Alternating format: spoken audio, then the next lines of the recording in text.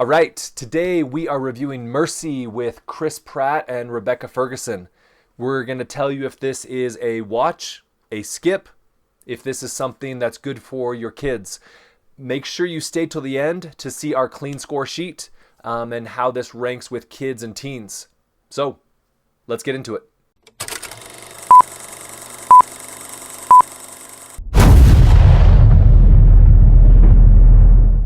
All right, so let's discuss what this movie is.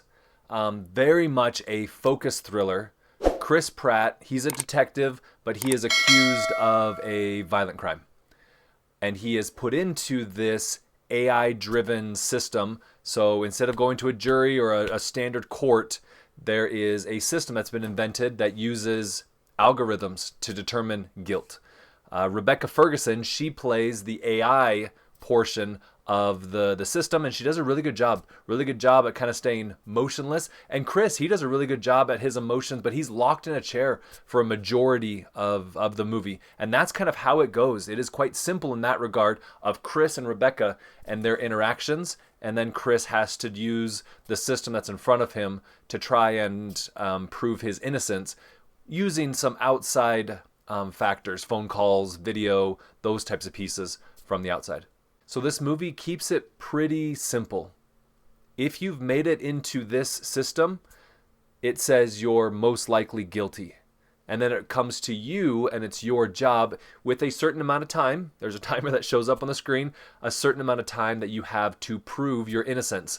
And you have the entire system in front of you, cameras and internet and all those types of pieces to help prove that you didn't do what you're accused of doing. So it's kind of this race for the individual in the chair against the technology. So the movie, it moves very quickly, doesn't take a lot of detours, and it doesn't have a lot of unnecessary backstory, bumps and those like types of pieces, but it does have a twist at the end. And that twist was a little bit surprising.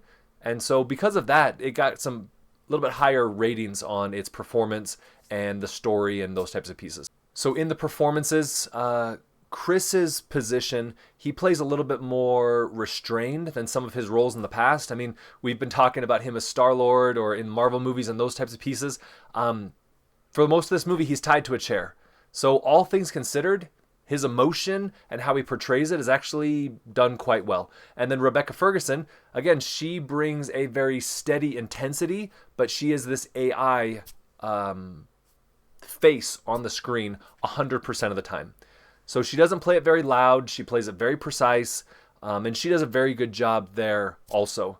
The scenes between them, they carry most of the weight for the movie, and they hold the tension of the thriller quite well. Now, a piece to note is this is not a huge action movie. It is very much a pressure cooker and building till that end climax type piece. They're very much in confined spaces, very controlled environments. Like I said, most of the pieces are filmed in this room using outside environments to help supplement, but it is really Chris and the AI agent interacting with the outside environment as well. So when the action does happen, it's sharp, it's fast, it's not constant, it's not excessive. This is very much a thriller, not so much an action film. Okay, just a quick reminder. If this review helps you decide on what to watch, I'd really appreciate, take a second, give us a like, give us a follow, and that really helps us find more families that are looking for practical, clean movie reviews. And again, that's why we're here. Okay, so let's finish this up. We're going to go over our clean score, help you kind of see where we're sitting with this film. So as we could jump through here, you can see over here our story, performance, the visuals as well as experience. The film score, it got a high average. It was written well enough and there was a good amount of suspense, but the lead roles, they did a good job acting. Your supporting roles were, again, average. They were good. Part of it was the writing, part of it was the acting.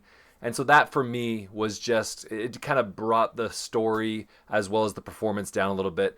Now the visuals, there was a lot of CGI and those types of pieces in the courtroom. As you got out of the courtroom, there was some. So it got a higher mark for me, but it wasn't something that was over the top. overall, the experience was good. It was fun. Maybe a watch again, but that's a maybe. Now, when we jump into our clean score, this is where we're going to hammer on good or not good for your kids or for your teens. And so you can see right here the language. The language is a little bit higher on this one. There was a time where they dropped an F-bomb, lots of S-word and those types of scenarios. Nothing over the top for a PG-13, but again, it is on that higher side. Now, the intensity, this is a crime that's been committed, a murder. And with those pieces, there are some scenes that are shown where a woman is on the ground, and there's blood around her, or an individual gets hit by a car. And those pieces aren't extremely graphic, but they are a little bit intense as far as those pieces of the scene. Now, romance, this one was very low on the gauge. There is a scene or two where an individual is stepping out on his, or the wife is stepping out on the husband, but you don't see, there's nothing to be seen. It is just situational type pieces. And then on your cringe factor, I put it a little bit higher because, again, the intensity may throw some individuals off. So in all, this is a film that we would highly suggest for teens, especially those that are familiar with more intense or thriller type features. For the kids, I would shy away from it. So with that, I really appreciate your time, really appreciate you tuning in. If you want to like and subscribe, that would be amazing, and we will see you at the movies.